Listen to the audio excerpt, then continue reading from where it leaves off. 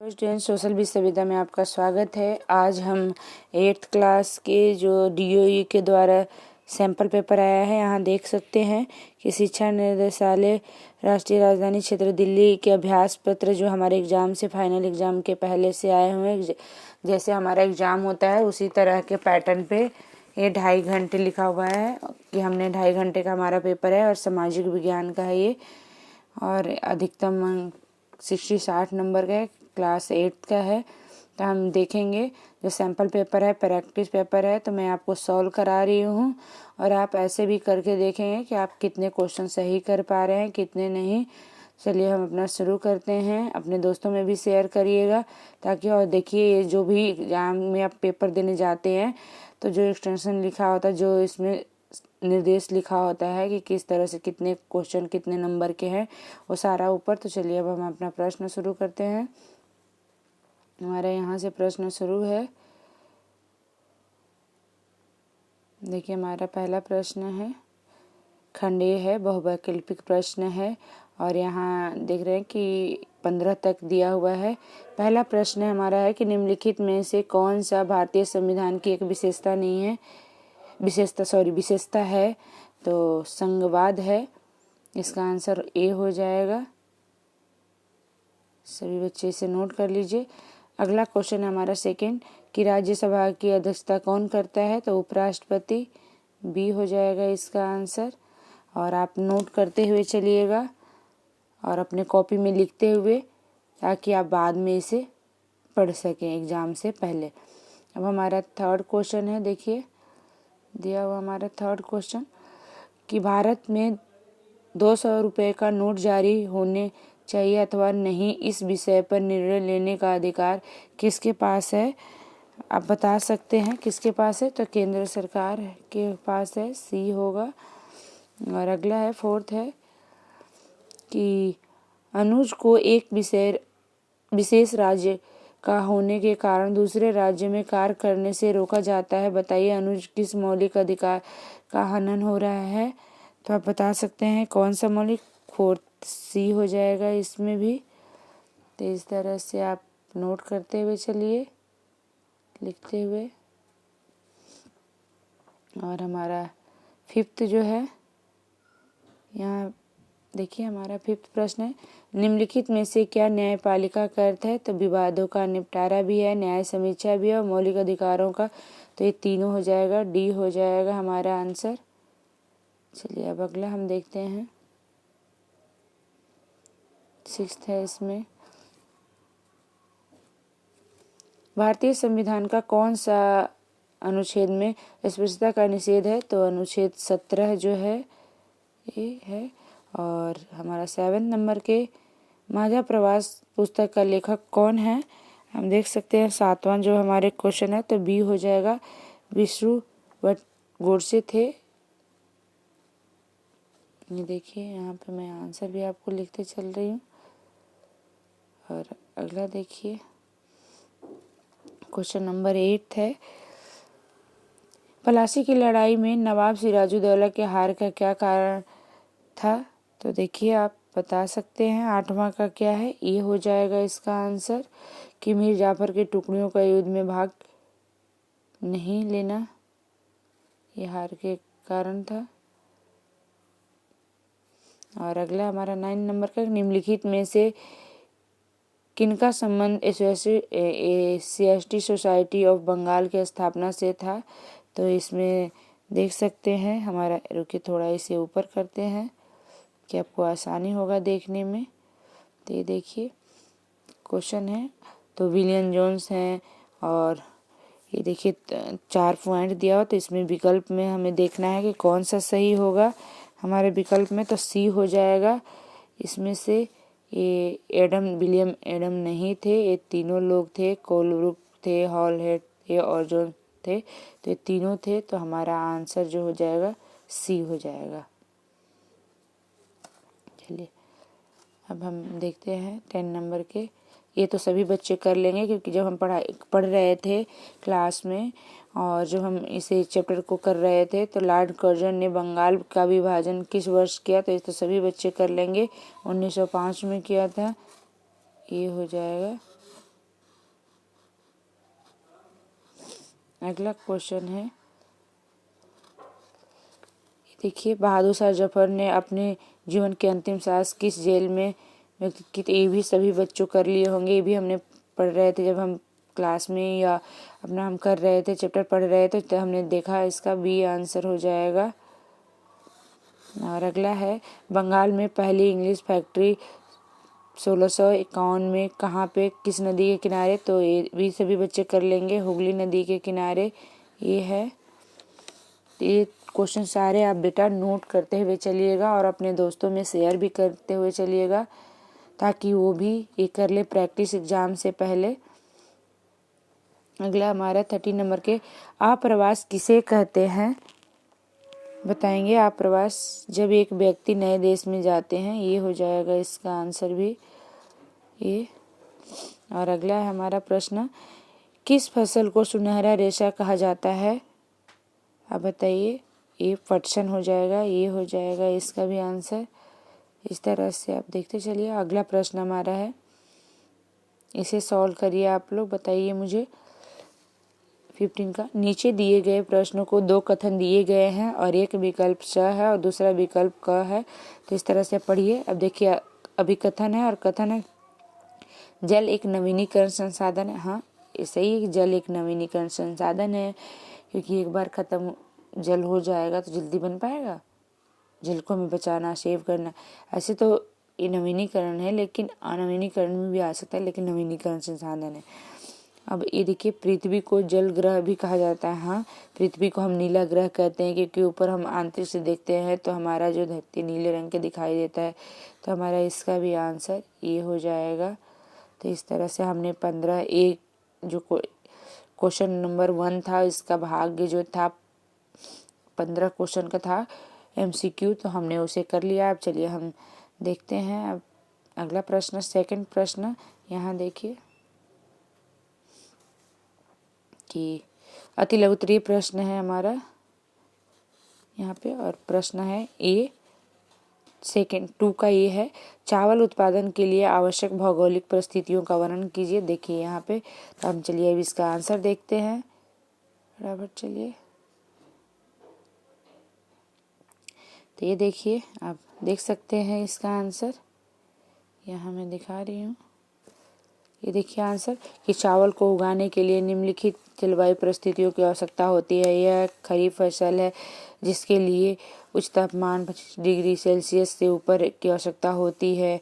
और second point है, ये फर्स्ट पॉइंट यहाँ कर सकते हैं। सेकंड पॉइंट है कि उच्च आर्द्रता वार्षिक वर्षा 100 सेंटीमीटर, मतलब धान की खेती के लिए हमें ज़्यादा बारिश की आवश्यकता होती है और उन क्षेत्र में सिंचाई की मदद से उगाया जाता है जहाँ वर्षा कम होती है, मतलब जहाँ बारिश कम होती है वहाँ ज़्यादा क्षेत्र की आवश्यकता होती है, लेकिन धान के हमें फसल करने के लिए हमें ज़्यादा पानी की आवश्यकता होती है।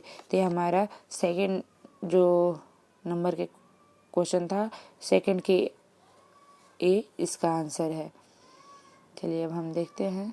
अब देखिए आप, तो हम ये देख चुके, अभी देखा आपने कि हमने ये पार्ट देख लिया कि चावल उत्पादन के लिए आवश्यक भौगोलिक परिस्थितियों का वर्णन करें। अब अथवा देख रहे हैं बी कि गेहूं उत्पादन के लिए आवश्यक भौगोलिक परिस्थितियों का वर्णन कीजिए। तब हम इसका आंसर चलिए देखते हैं, जल्दी से आ जाइए। तो ये देखिए,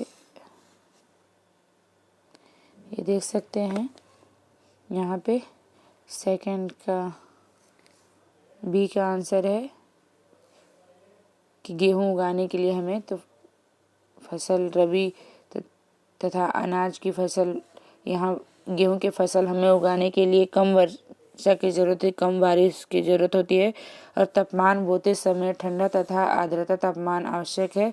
और यहाँ 10 डिग्री से, और ये दोमट मिट्टी में जल निकासी की व्यवस्था होना चाहिए, मतलब ज़्यादा पानी भर जाए तो यहाँ पानी के निकालने की भी व्यवस्था होना चाहिए। और उत्पादन राज्य गेहूँ की कृषि भारत के उत्तरी पश्चिमी भाग तक सीमित है। और गेहूं किस किस राज्य में, तो पंजाब, हरियाणा, उत्तरी राजस्थान, उत्तरी गुजरात तथा पश्चिमी उत्तर प्रदेश, मतलब यहाँ गेहूं की फसल अच्छी होती है। तो ये हमारा सेकंड के क्वेश्चन का आंसर है। चलिए देखते हुए, तो देखिए हमने अभी ये सेकंड के दोनों कर लिया। अब थर्ड करते हैं। भारत में अंग्रेजी शासन को बढ़ने में विलय की नीति का क्या महत्व है। तो हम क्वेश्चन देख रहे हैं और देखिए 2-2 नंबर के हैं सारे क्वेश्चन। अभी हमने लघुत्तरीय प्रश्न कर रहे हैं, अभी शॉर्ट आंसर वाला कर रहे हैं, तो हम अब थर्ड का आंसर देखेंगे। और चलिए देखते हैं हम थर्ड का आंसर। तो ये देखिए हमारा थर्ड के आंसर है। यहाँ से आप नोट करते हुए चलिए और अपने नोटबुक में ज़रूर नोट करते हुए चलिएगा कि भारत में ब्रिटिश शासन को बढ़ने के लिए ब्रिटिश साम्राज्य ने विलय की नीति अपनाई थी। इस नीति के तहत जो क्षेत्रीय सीधे ब्रिटिश शासन के अधीन नहीं था वह स्वचालित रूप से साम्राज्य में शामिल हो जाता था। इस नीति के तहत हैदराबाद और जूनागढ़ सहित कई भारतीय राज्यों को ब्रिटिश राज्य में मिला लिया गया। तो इस तरह से देख सकते हैं और इन्हें अपने कॉपी में नोट भी कर लीजिए। ये थर्ड का आंसर है। सभी बच्चे इसे अपने नोटबुक में। तो ये देखिए हमने थर्ड के कर लिया अभी क्वेश्चन का आंसर। थर्ड के हमने कर लिया, अब फोर्थ के करेंगे। कृषि आधारित उद्योग के कोई 2 उदाहरण। कृषि आधारित उद्योग जैसे डेयरी हो गया और फसल थी, ये तो बहुत इजी है, सभी बच्चे 2 नंबर के था कर लेंगे, लेकिन फिर भी मैं आपको ये करवा रही हूँ। तो देख सकते हैं कृषि आधारित उद्योग जो है, अब देखिए कृषि आधारित उद्योग के 2 उदाहरण रहे, कपड़ा उद्योग, चीनी उद्योग 2 हो गया। और इसके बारे में भी लिख सकते कृषि आधारित उद्योग के कुछ और उदाहरण रहे हैं, खाद्य प्रसंस्करण, वनस्पति तेल, डेयरी उत्पादन, चमड़ा उद्योग, कागज उद्योग, औषध उद्योग, जूट उद्योग, तंबाकू उद्योग, मसाला उद्योग। मतलब इसमें से कोई भी आप 2 लिख सकते हैं इजीली। और आप कोई भी, इतना सारा इसलिए हमने बता दिया है ताकि एग्ज़ाम में आप कोई भी 2 आपको याद रहे तो आप आसानी से इजीली लिख सकते हैं। तो ये हमारा फोर्थ का आंसर है। और सभी बच्चे बार बार मैं कह रही हूँ कि अपने नोटबुक में नोट भी करते चलिए। चलिए अब हम अगला प्रश्न देखते हैं। हमारा जो अगला प्रश्न है, हम देखिए हमारा जो चौथा प्रश्न था, चौथा हमने तीसरा भी कर लिया, चौथा। पांचवा देखिए ध्यान से हम पढ़ते हैं। नीचे दिए गए एक काल्पनिक सांसद के आंकड़े को तालिका के माध्यम से दर्शाइए और उनका अध्ययन कीजिए। यहाँ देखिए कुछ दलों के नाम दे दिया गया है और उनकी यहाँ पे संख्या दे दिया गया है और कुल जो सीटें हैं 110 हैं। तो यहाँ दिया गया है कि दल का नाम दिया गया है, सांसद की संख्या विकास संघ 50 है। और ये देख सकते हैं यहाँ पे कि व्यापार पार्टी जो है 40 है और संग्राम पार्टी 20 है। तो कुल मिलाकर तो इसमें दिया, अब देखिए ये तो हमने देख लिया। यहाँ क्वेश्चन है कि बहुमत के लिए कितने सांसद की आवश्यकता होती है। तो यहाँ पे 55 की आवश्यकता होगी। तो 55 किसी के पास नहीं है, तो यहाँ पे नहीं किसी के। अब सेकंड है कि सरकार बनाने की किसी एक संभावना को व्यक्त कीजिए। तो सरकार बनाने की किसी एक संभावना को व्यक्त कीजिए। तो किसी के पास बहुमत नहीं है कि सरकार वो बना पाए, तो सरकार कोई भी नहीं बना पाएगा। यहाँ देखिए थोड़ा और इसे ऊपर करते हैं। अब देखिए यहाँ हो जाएगा, इसका 55 हो जाएगा। और यह सरकार बनाने किसी एक का संभावना को व्यक्त कीजिए। तो किसी का भी नहीं है, कोई भी सरकार नहीं बना सकता। ये 55 है, तो कोई भी नहीं है, मतलब ये कोई भी नहीं बना सकता और इसमें इतना चाहिए 55। अब अगला हम देखते हैं, इसका बी है, पांचवा कहीं बी अथवा देखते हैं। यहाँ देखिए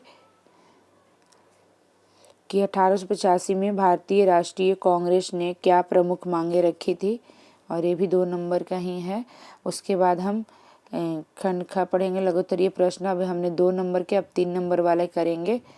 चलिए अब हम देखते हैं अपना प्रश्न। तो ये देखिए पांचवा के हमारा बी है। यहाँ से देखिए कि 1885 से 1905 के बीच में भारतीय राष्ट्रीय कांग्रेस ने अपने वार्षिक सत्र में कई प्रस्ताव पारित किए गए। इन प्रस्तावों के माध्यम से कांग्रेस द्वारा किए गए विभिन्न मांगों को नागरिक अधिकार, प्रशासनिक, संवैधानिक और आर्थिक नीतियां शामिल थी। तो ये आपके आंसर हो गए। तो इस तरह से देख सकते हैं और आप अपने कॉपी में नोट भी करते चलिएगा ताकि इजीली आप एग्ज़ाम में लिख सके। और अपने दोस्तों को भी बार बार कह रही हूँ, और लाइक भी हमारे चैनल को करिएगा। जो हमारे बच्चे चैनल पर नए हैं और सब्सक्राइब भी करिएगा अपने दोस्तों में। आप चलिए अब अगला देखिए, मैं कितना मेहनत से आप लोग के लिए लेकर आती हूँ कि ताकि आप लोग अच्छे से एग्ज़ाम में नंबर ला सकें और ज़्यादा से ज़्यादा आपको हेल्प हो सके। अब हम अगला प्रश्न करते हैं। शिक्षा को लेकर महात्मा गांधी के विचारों की व्याख्या कीजिए। देखिए 3 नंबर का है। अब हमारा प्रश्न है, अब हम इसका आंसर देखेंगे। चलिए हम इसका आंसर अब देखते हैं।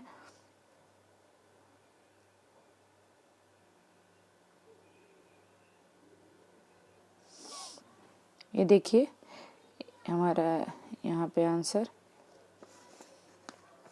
कि महात्मा गांधी जी ने शिक्षा से मेरा मतलब है कि बच्चों और मनुष्य के शरीर, मन और आत्मा के सर्वश्रेष्ठ बाहर निकालना साक्षरता शिक्षा का अंत नहीं है, ना ही शुरुआत है। यह उन साधनों में से एक है जिसके द्वारा पुरुष और महिलाओं को शिक्षित किया जा सकता है। साक्षरता अपने आप में कोई शिक्षा नहीं, मतलब गांधी जी के कहना था। तो ये देखिए आप इस तरह से आंसर 6 का लिख सकते हैं। नोट भी करते चलिएगा अपने नोटबुक में, और वीडियो लास्ट तक देखिएगा तभी आप सारे क्वेश्चन कर पाएंगे। चलिए अब हम अगला प्रश्न देखते हैं। अब देखिए इसका बी पार्ट।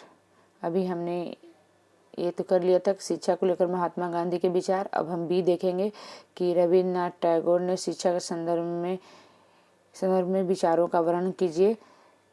तो इस तरह से अब हम चलिए इसका बी पार्ट देखते हैं। क्वेश्चन आप नोट कर लीजिए सभी बच्चे अपने कॉपी में। हम इसका आंसर अब कर रहे हैं। तो ये देखिए यहाँ पे आंसर आप टैगोर ने शिक्षा के इस प्राचीन आदर्श को भी व्यापक रूप से दिया था।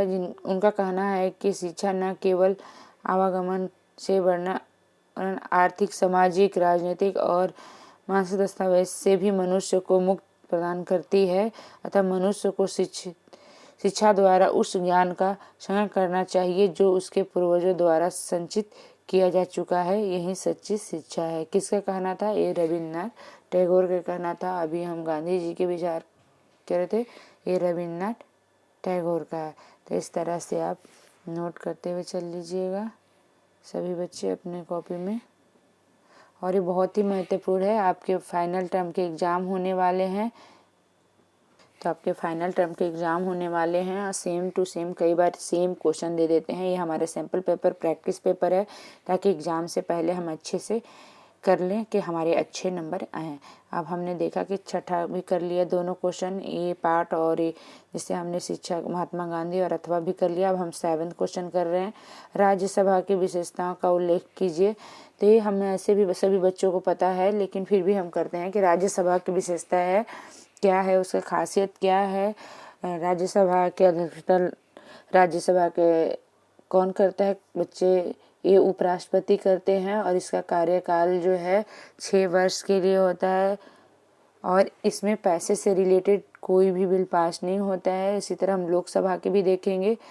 तो चलिए देखिए, यहाँ से दोनों क्वेश्चन देख लीजिए, फिर मैं आंसर करा रही हूँ, या आप चलिए कंफ्यूज होंगे। पहले हम राज्यसभा के देख रहे हैं कि राज्यसभा क्या है, उसके बाद हम इसके आंसर कर रहे हैं। तो 7वां का ये का जो ये देखिए 7वां का ये है यहाँ पे कि राज्यसभा एक स्थायी निकाय है। राज्यसभा को कभी भंग नहीं किया जा सकता है और इसका कार्यकाल 6 इसके भंग नहीं किया जा सकता है। तथापि इसके 1/3 सदस्य प्रत्येक दूसरे वर्ष में सेवानिवृत्त हो जाते हैं, मतलब तथा उन्हें नए निर्वाचित सदस्यों द्वारा मतलब हर 2 साल बाद 1/3 सदस्य को चेंज किया जाता है और नए दूसरे सदस्य को लिया जाता है।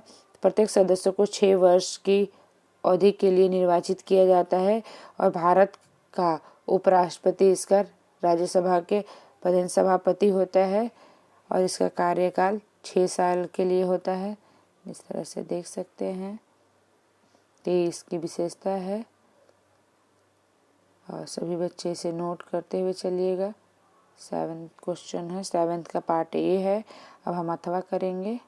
चलिए अब अगला प्रश्न देखते हैं।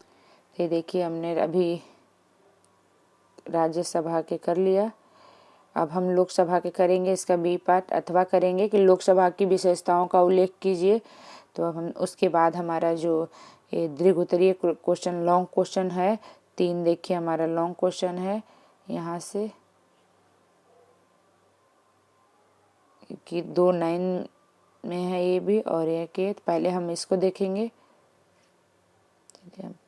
पहले हम लोकसभा की विशेषता देखते हैं।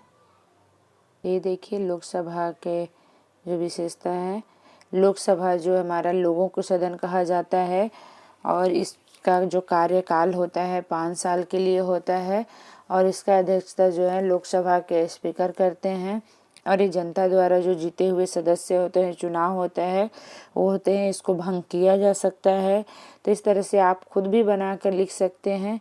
फिर भी देखिए कि भारतीय संविधान के अनुच्छेद 69 में प्रावधान के अनुसार लोकसभा के सदस्य को निचला सदन कहा जाता है और लोकसभा के निचला सदन कहा जाता है, राज्यसभा को उच्च सदन कहा जाता है। लोकसभा वैश्विक मताधिकार के आधार पर, मतलब लोगों जनता द्वारा जो चुनाव होता है, प्रत्येक चुनाव द्वारा चुने गए लोग के प्रतिनिधित्व से बनती है और संविधान द्वारा पर सदन इसका अधिकतम संख्या जो है 592 है और अभी वर्तमान में 545 है और जनता द्वारा चुने हुए जो होते हैं 543 है। तो इस तरह से इसका कार्यकाल जो है 5 साल का है। तो ये सभी आप बना करके लिख सकते हैं। इसको भंग किया जा सकता है। चलिए अब हम अगला प्रश्न करते हैं। अभी हमने चलिए अब 7वां भी कर लिया। अब चलिए हम 8वां प्रश्न कर रहे हैं। दीर्घ उत्तरीय प्रश्न हमारा है। तो आप देखिए क्या दिया है कि संयुक्त राज्य अमेरिका में किसान एक व्यवसाय की तरह काम करता है, न कि एक खेतीहर किसान की तरह। तो ये कथन की व्याख्या कीजिए। 5 नंबर का है। थोड़ा लॉन्ग भी आप कर सकते हैं, लेकिन मैं आपको बस ज़्यादा लंबा नहीं कराऊंगी ताकि आपको भी ज़्यादा। ये देखिए इसका आंसर देख सकते हैं यहाँ पे स्क्रीन पे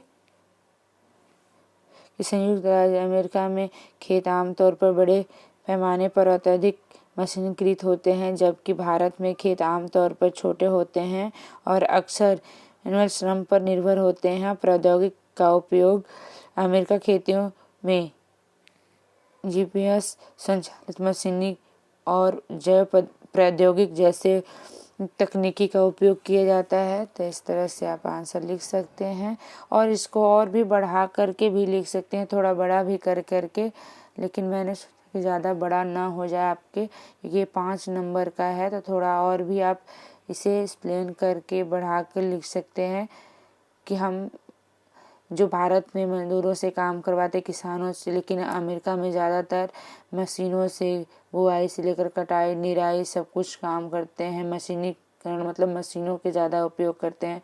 तो इस तरह से आप और भी मतलब इसे करके कर सकते हैं। ये अब चलिए अब हमारा 8 नंबर का प्रश्न हो गया। अब 9 नंबर के हम देखते हैं। ये देखिए हमारा 9 नंबर का प्रश्न है।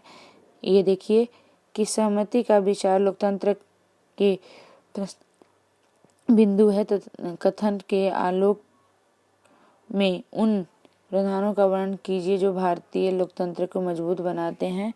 तो इस तरह से देख सकते हैं। पार्ट 1 है इसका। फिर हम पार्ट अथवा करेंगे। तो अथवा का मतलब है कि दोनों में चॉइस है, दोनों में से कोई एक भी क्वेश्चन आ रहा है तो आप करिए। कई बार आप कंफ्यूज हो जाते हैं एग्जाम में। तो अथवा के मतलब ही होता है कि दोनों में से जो चॉइस है हमारे पास, कि दोनों में से जो आपको आ रहा है वो करना है और इसे प्रैक्टिस भी करना है। चलिए तो ये देखिए इसका आंसर देखिए स्क्रीन पे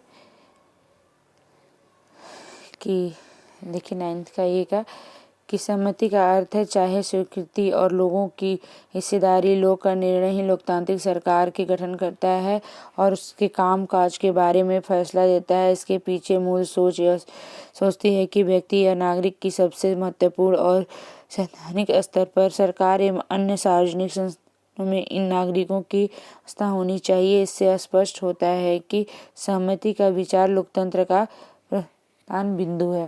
तो ये हमारा आंसर हो गया और इससे आप बिल्कुल नोट कर लीजिएगा अपने कॉपी में और लिखते हुए चलिएगा। अब चलिए हम 9th के जो हमारा क्वेश्चन बी था अथवा था उसका हम देखते हैं और सभी बच्चे इस तरह से अपने नोटबुक में नोट कर लीजिएगा।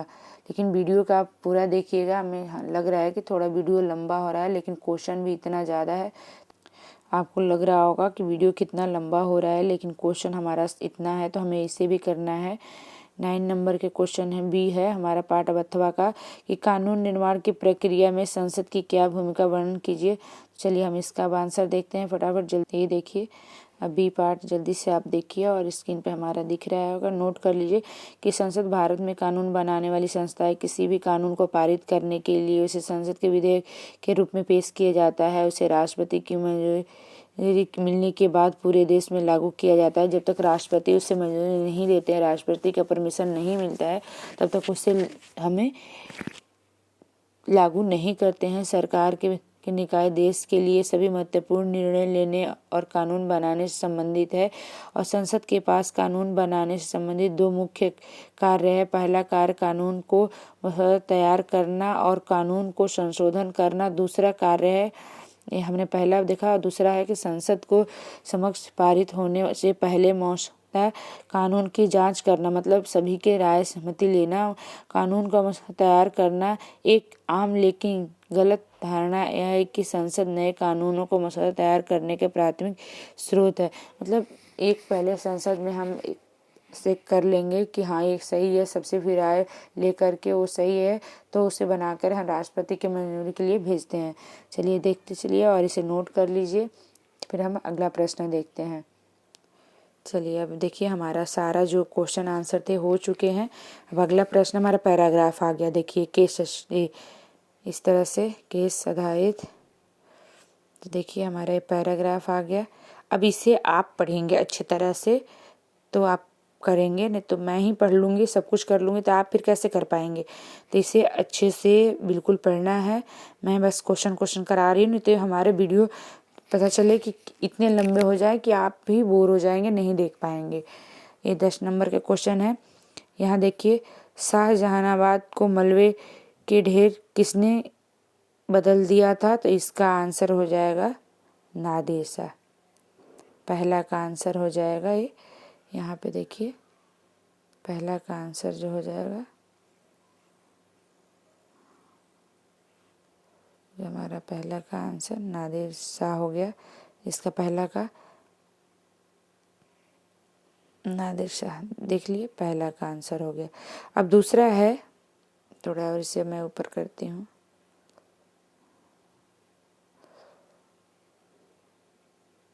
पहला प्रश्न देख चुके हैं, इसका आंसर यहाँ हो गया नादिर शाह। बार बार एक क्यों ऐसे हो रहा है, चलिए कोई नहीं। इसका पहला का तो आपने आंसर समझ ही गए होंगे, पहला का ये आंसर होगा नादिर शाह। अब हम दूसरा देखते हैं। जिनके पास जमीन जायदाद की कोई कमी नहीं थी वे बेघर हो गए, उपयुक्त कथन का स्पष्ट कीजिए। तो देखिए आप और पढ़ते रहिएगा लेकिन मैं यहाँ से आपको करवा रही हूँ। यहाँ से देखिए कि अलग थलग लोग को उनके कोने में खींचकर बाहर निकाल दिया गया और दौलतमंद को भिखारी बना दिया गया। जो कि शौकीन लोग कभी तरह तरह के सुंदर कपड़े पहनकर पोशाक और नया नया फैशन चलते थे, अब वो नंगे घूमने लगे। जिनके पास पूरा पैराग्राफ पढ़ेंगे तो यहाँ से तो मलबे के ढेर यहाँ से कर सकते हैं आप, मतलब इसके पूरे पढ़ेंगे तो इसका आंसर 2 के भी मिल जाएगा इसमें और यहाँ से आप कर सकते हैं अच्छे से। और अब देखिए थर्ड है जो हमारा थर्ड है उसका देखिए यहाँ यहाँ थर्ड का कि नादिर शाह ने आक्रमण के किन्हीं 2 प्रभाव लिखिए। तो यहाँ देख सकते हैं नादिर शाह के आक्रमण के कि नए शहर पर मलबे का ढेर बना दिया, तब पुराने शहर मोहल्ले को पर हमला बोल दिया। मतलब इस तरह से 2 प्रभाव, और वह सारी दुनिया की तबाह कर डाला, ये प्रभाव पड़ा था। तो इसमें से 2 लिख सकते हैं आप। पहला प्रभाव हो गया और यहाँ से दूसरा भी कर सकते हैं। पहला का नादिर शाह ही होगा, पहला का नादिर शाह हो गया, और इसको आंसर ऐसे लिख सकते हैं। चलिए अब अगला हम देखते हैं पैराग्राफ जो हमारा है 11 नंबर का। चलिए इसको मैं कराती हूँ। वायुमंडल किन पदार्थों से बना है? तो देखिए वायुमंडल जो है यहाँ देख सकते हैं कई प्रकार के गैस, धूल, कण और जलवाष्प से उपस्थित, मतलब इससे है। तो ये पहला के आंसर आप कर सकते हैं यहाँ पे। और दूसरा है जैवमंडल का अर्थ क्या है? तो आप लिख सकते हैं यहाँ से कि पादप एवं जीव जंतु। यहाँ से एक सेकेंड, यहाँ से आप पहला के लिख सकते हैं, यहाँ से यहाँ तक लिख सकते हैं क्योंकि एक एक नंबर का है तो ज़्यादा बड़ा हम कर नहीं सकते।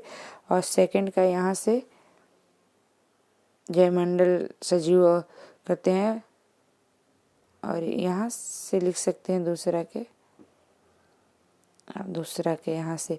और तीसरा है कि वायुमंडल हमारे लिए किस प्रकार, तो यहाँ से आप तीसरा के लिख सकते हैं कि पृथ्वी के चारों ओर फैली वायु के पतली चादर को वायुमंडल करते हैं। पृथ्वी का गुरुत्वाकर्षण बल चारों ओर वायुमंडल को थामे रखता है और सूर्य की हानिकारक जो किरणें आती हैं उससे हमें रक्षा करता है। तो यहाँ से आप तीसरा के लिख सकते हैं। देखिए अब कितना ईजिली, आराम से पढ़िए और 4 नंबर हमारा फ्री में बन गया। पैराग्राफ आप पढ़ करके इसका आंसर दे सकते हैं। अब चलिए अगला पैराग्राफ देखिए। निर्वाचन क्षेत्र किसे कहते हैं? तो निर्वाचन क्षेत्र देखिए यहाँ पहला प्रश्न है कि यहाँ पे कि हर राज्य के कई निर्वाचन क्षेत्र में बटा होता है। हर निर्वाचन क्षेत्र जनता के प्रतिनिधि चुनती है। यहाँ से आप कर सकते हैं विधानसभा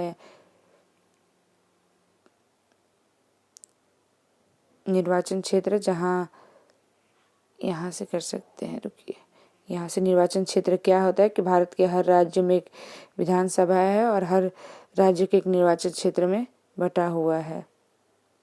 यहाँ से कर सकते हैं पहला का। और राज्य की विधानसभा में प्रत्येक निर्वाचन क्षेत्र को चुने हुए लोग को क्या कहा जाता है? तो विधायक कहा जाता है। यहाँ से क्वेश्चन कर सकते हैं दूसरा का। यहाँ विधायक ही वर्ड में लिख सकते हैं। और राज्य सरकार का गठन में सत्ता और विरोधी पक्ष का क्या अर्थ है? तो यहाँ से लिख सकते हैं कि राजनीतिक दल, जो लोग विधायक होते हैं वे मंत्री या मुख्यमंत्री कैसे बन जाते हैं? जिनके राजनीतिक दल विधायक आधे से अधिक निर्वाचन क्षेत्र जीत जाते हैं और राज्य उस दल को बहुमत माना जाता है, और बहुमत प्राप्त करने वाले राजनीतिक दल को सत्ता और अन्य सबको विरोधी दल माना, मतलब विरोधी या विपक्षी दल माना जाता है। तो यहाँ से आप कर सकते हैं क्योंकि ये 2 नंबर का है तो तीसरा यहाँ से कर लीजिए। देखिए इजीली आप कर सकते हैं, पढ़ेंगे तो सारा पैराग्राफ इजी है, इसमें से बिल्कुल कर लेंगे। अब अगला चलिए हमारा, उसके बाद बस अब बहुत कम रह गया 13 करके, उसके बाद हम मैप करेंगे। ये देखिए भूमि एक महत्वपूर्ण प्राकृतिक संसाधन क्यों है? क्योंकि हम सभी लोग भूमि पर निवास करते हैं और प्राकृतिक संसाधन है। यहाँ पे सारे आवास, जल, योग, सारे हमारे चीज़ें भूमि पे ही हैं। इसीलिए भूमि को हम एक महत्वपूर्ण संसाधन मानते हैं क्योंकि इतने प्रतिशत जमीनें, ये सारी चीज़ें, आवास, योग। यहाँ से आप पहला का लिख सकते हैं कि भूमि एक महत्वपूर्ण संसाधन है। तो आप लिख सकते हैं कि यहाँ हर तरह के संसाधन जो उपलब्ध है, इसीलिए हमें भूमि महत्वपूर्ण संसाधन मानते हैं। यहाँ से आप लिख सकते हैं पहला का। और दूसरा देखिए कि मरुस्थलीय संघन और वन वाले क्षेत्रों में अपेक्षा मैदानी इलाकों में नदी, घाटी, जनसंख्या अधिक क्यों पाई जाती है? तो यहाँ देख सकते हैं, यहाँ से आप कर लीजिए कि विभिन्न भागों में जनसंख्या का वितरण असमान, यहाँ से आप कर लीजिए, यहाँ से कि ऊबड़ खाबड़ स्थलाकृति या पर्वत ढाल और जल संभावनी क्षेत्र में, निम्न मरुस्थल क्षेत्र, सघन क्षेत्र में समान विरले और निश्चित मैदान, नदी, घाटी, कृषि भूमि, और इसलिए यहाँ से कर लीजिए इसके दूसरा का, यहाँ से दूसरा का। और तीसरा का है कि विश्व में जनसंख्या वितरण के असमान क्यों है, तो इस तरह से यहाँ से करिए, यहाँ से कर लीजिए आप, यहाँ से और यहाँ तक कर लीजिए। तीसरा यहाँ से कि असमान वितरण है और ये सब तीसरा में आएगा, तो यहाँ से कर लीजिए। तीनों का हो गया। इस तरह से आप इजीली कर लीजिए। अब हम चलिए मैप देखते हैं कि मैप दिल्ली, झांसी, लखनऊ, बरेली, बनारस, अलीगढ़। तो चलिए अब हमारा मैप देखते हैं। ये मैप देखिए तो सभी को पता होगा कि ये दिल्ली है, ये यहाँ पे झांसी है। एक बार मैं भर के आपको मैप दिखाती हूँ ताकि उससे आप तो ये देखिए, आप समझ पा रहे होंगे कि कानपुर, झांसी, अलीगढ़, दिल्ली, ये दिल्ली है। और यहाँ पे जो है लखनऊ है, तो लखनऊ तो दिया नहीं है लेकिन कई बार दे देता है। यहाँ पे झांसी है, देख रहे हैं। बनारस देखिए, क्योंकि थोड़ा बहुत इधर उधर पॉइंट हो सकता है, लेकिन ये सारी चीज़ें हमने आपके बरेली है, बनारस है, और ये देखिए झांसी है, अलीगढ़ है, कानपुर है। तो इस तरह से आप मैप देख लीजिए और पूरे सिंपल पेपर कर लीजिएगा। वीडियो में, कॉपी में भी नोट। जो आपको अभी लग रहा है कि नहीं समझ में आया, कमेंट में करिएगा, उसके मैं भी प्रोवाइड कराऊंगी जो आपको चाहिए। और अगले सैम्पल पेपर या प्रैक्टिस पेपर मैं जल्द ही डालूंगी। धन्यवाद। नेक्स्ट वीडियो हम जल्द मिलेंगे। जो बच्चे हमारे चैनल पर नए हैं, हमारे चैनल को लाइक सब्सक्राइब करिएगा, अपने दोस्तों में शेयर करिएगा। धन्यवाद।